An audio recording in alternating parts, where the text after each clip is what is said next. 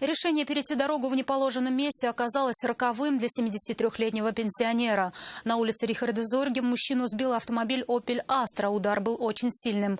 Передняя часть машины была разбита практически вся. Сбитого мужчину отбросило на несколько десятков метров. Он скончался мгновенно. С места трагедии репортаж Нафиса Семенязовой. Никто не успел увидеть его. Тут темно, фонари не горят. 24-летний водитель иномарки был в состоянии эмоционального шока и рассказать на камеру ничего не смог. Его супруга, позже приехавшая на место, передала все, что он сказал, когда позвонил сразу после наезда.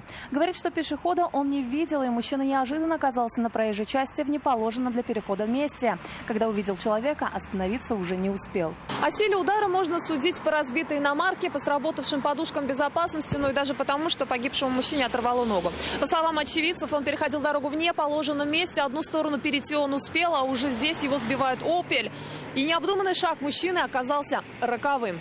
После удара мужчину отбросило вперед на несколько десятков метров, и только после этого он рухнул на асфальт. Скончался пешеход мгновенно. Очень долго на его мобильный телефон поступали звонки. Трубку пришлось взять следователю и сообщить родственникам пенсионера страшную новость. Вскоре они приехали на место трагедии, чтобы опознать тело. Водитель автомашины «Опель», двигаясь со стороны улицы Зорги в направлении Габишева, напротив дома улица Зорги, дом 88, совершил ДТП на пешехода. Степень вины каждого участника будет устанавливаться в ходе следствия. Судя по всему, передвигаться 73-летнему мужчине было тяжело. Вероятно, по этой причине он и не стал спускаться в подземный пешеходный переход, который находится всего в паре десятков метров от места трагедии.